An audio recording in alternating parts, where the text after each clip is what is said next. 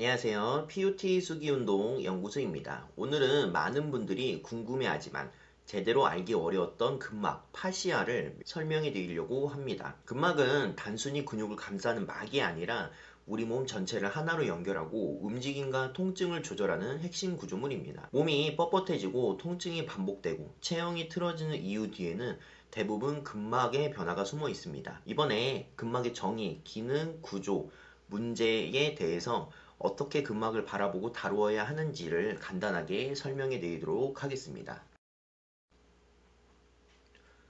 첫 번째, 근막의 기본 정의입니다. 근막은 단순한 막이 아니라 근육뼈, 신경, 장기까지 모두 감싸고 연결하는 거대한 네트워크입니다. 쉽게 말하면 우리 몸 전체를 하나의 전신 수토처럼 감싸고 있는 조직이라고 보시면 됩니다. 근막의 구조를 안정시켜주고 움직임을 전달하고 감각을 순환까지 관여하는 만능 조직입니다. 수기 치료를 한다면 근막을 이해하는 순간 치료의 세계가 정말 많이 열릴 것입니다. 그럼 근막은 왜 중요할까요? 5가지를 준비했습니다. 첫 번째, 구조적 지지입니다. 우리 몸의 모양과 형태를 잡아주는 역할을 합니다. 두 번째는 힘의 전달입니다. 근육이 낸 힘이 근막을 통해 전신으로 퍼져나갑니다. 세 번째는 신경 감각 기능과 통증 압박, 움직임 감각을 모두 감지합니다. 그리고 네 번째는 체액순환과 림프 조직액이 흐르도록 돕습니다. 그리고 다섯 번째는 보호 역할, 충격으로부터의 근육과 장기를 보호합니다. 즉, 근막은 단순한 막이 아니고 움직임과 통증을 조절하는 핵심 조절자입니다. 근막의 구성 성분입니다. 근막은 무엇으로 만들어졌을까요? 튼튼함을 담당해주는 콜라겐이 있고, 엘라스틴은 탄성과 신장성을 담당합니다. 그리고 기질은 수분을 머물러 윤활 담당을 합니다. 섬유화 세포는 손상된 근막을 재생시키는 관리자 역할을 한다고 보시면 됩니다. 이 네 가지가 균형 있게 조화를 이루고 근막을 부드럽고 탄력 있지만 균형이 무너지면 바로 딱딱해지는 통증이 생기는 원인이 되기도 합니다. 근막은 근육보다 먼저 움직임을 감지합니다. 그래서 근막이 굳으면 움직임의 질이 떨어지고 통증과 비대칭이 발생합니다. 자세, 체형, 통증 문제뿐만 아니라 이 모든 것들이 근막과 직접적으로 연결이 됩니다. 근막을 다루지 않고 통증을 해결한다고 하는 것은 지도 없이 여행을 떠나는 그런 입장과 같습니다. 그러면 근막과 근육의 차이는 무엇일까요? 근육은 수축과 이완을 담당합니다. 근막은 연결과 지지, 힘을 전달하는 역할을 합니다. 그 문제는 다르게 나타납니다. 또한 근육은 뭉치거나 경직되지만 근막이 굳으면 전이통, 체성통, 움직임 제한이 생깁니다. 또 하나의 중요한 점은 근육은 회복은 빠르지만 근막은 회복이 정말 느립니다. 그래서 꾸준한 관리가 필수입니다. 근막의 분류는 크게 세 가지로 나눌 수 있는데, 첫 번째는 표층 근막이 있습니다. 피부 바로 아래에 존재하고 있고 체온 조절과 움직임 슬라이딩을 돕습니다.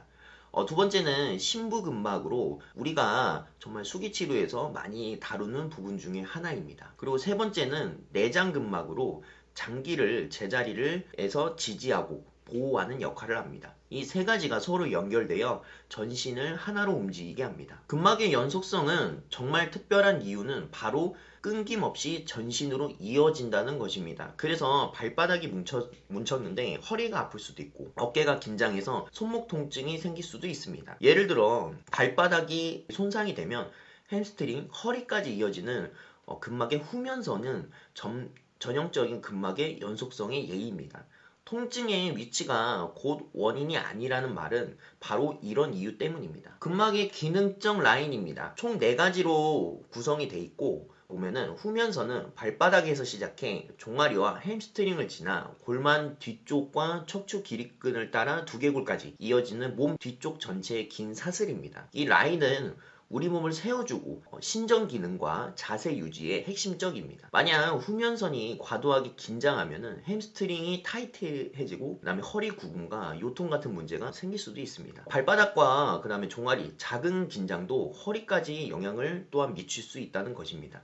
이러한 이유는 후면선 전체를 하나로 연결된 체인으로 보고 있기 때문에 스트레칭을 하거나 이완하는 것이 효과적입니다. 다음으로는 전면선은 발등에서 시작해 정강이 앞쪽, 대퇴직근, 복직근, 흉근과 목 앞쪽을 지나 얼굴 앞까지 이어지는 몸 앞면의 라인입니다. 이 라인은 몸을 굽히고 플렉션, 몸 앞쪽을 안정시키는 역할을 합니다. 현대인에게 흔한 거북목, 구분 등 그 다음에 복부 앞쪽의 단축은 전면선의 긴장 불균형과 관련이 깊습니다. 또한 오래 앉아 있을 때 고관절 굴곡근이 굳어지면 전면선은 전체 과활성으로 이어지어 허리 통증까지도 유발하기도 합니다. 따라서 전면선을 다룰 때는 고관절 흉근, 스트레칭, 그 다음에 복부의 이완 등은 동시에 고려되어야 합니다. 다음은 측면선으로 발의 바깥쪽에서 시작하여 종아리 외측, IT 밴드죠. 장경인대를 지나 외복사근 측면을 따라 목 옆쪽까지 이어지는 옆 라인입니다. 이 라인은 우리 몸의 좌우 균형을 측굴, 회전, 움직임에 관여를 합니다. 만약 측면선에 움직임 불균형이 생기면 골반의 한쪽이 기울어지거나 걸을 때 좌우의 흔들림이 심해지고 장경인대 통증이나 측면 코어 약화로 허리 통증이 생기기도 합니다. 측면선 회복은 단일 근육 강화하는 것이 아니라 중등근의 활성화와 사이드 플랭크 같은 체간 측면의 안정성을 포함한 통합적인 접근이 또한 필요합니다. 그 다음에 나선선은 우리 몸을 사선으로 감싸고 있으며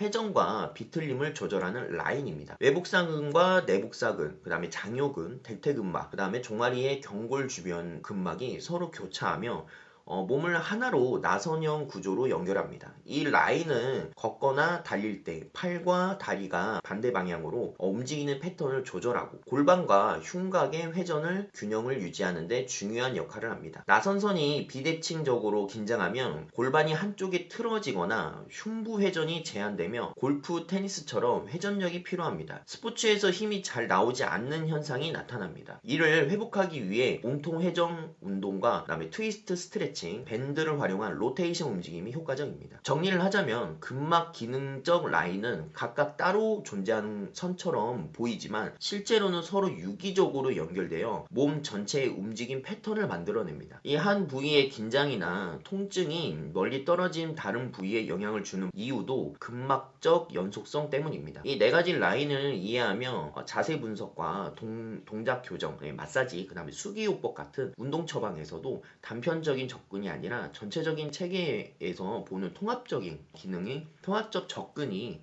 가능해집니다. 그럼 근막은 왜 굳을까요? 가장 흔한 원인은 오래 앉거나 잘못된 자세, 반복적 사용입니다. 그리고 수면 부족과 스트레칭, 운동 부족, 탈수도 그 원인이라고 보시면 됩니다.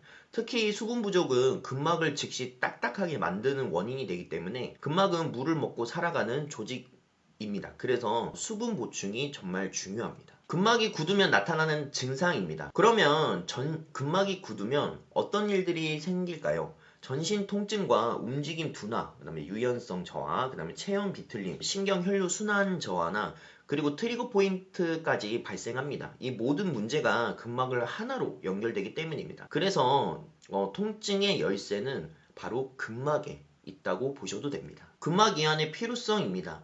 그러면 근막을 이완하면 어떤 변화가 나타날까요? 통증이 줄고 자세가 펴지고 가동성이 좋아지며 림프순환과 혈액순환이 활발해지고 회복 속도도 빨라집니다. 운동 수행 능력도 확실히 올라가며 근막 이완은 선택이 아니라 현대인들에게 필수 관리입니다. 그래서 직장인들이나 반복된 자세를 하시는 분들에게 정말로 주기적인 스트레칭과 관리가 매우 중요할 것입니다. 근막 이완 기법의 종류입니다. 근막 이완은 방법은 여러 가지가 있는데 첫 번째는 수기치료, 마이오파시아 릴리즈입니다. 그리고 두 번째는 폼롤러, 볼을 이용한 셀프 근막 이완이 있고 세 번째는 동적 스트레칭, PNF 스트레칭이 있습니다. 네 번째는 기능적 움직임 패턴 교정이 있으며 마지막 다섯 번째는 호흡 기반의 이완 테크닉을 사용해주면 근막 이완에 도움이 됩니다. 각 기법은 서로 보완되기 때문에 상황에 따라 적절하게 조합하는 것이 좋을 것입니다. 수기치료사가 알아야 할 근막의 원칙입니다.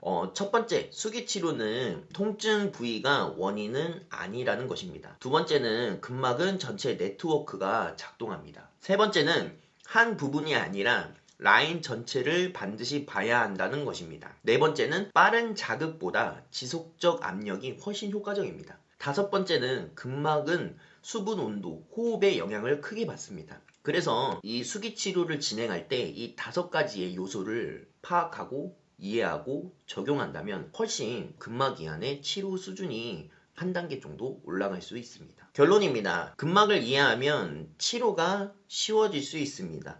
근막은 몸을 지도이기 때문에 치료로 가는 길을 알려주는 내비게이션과 같습니다.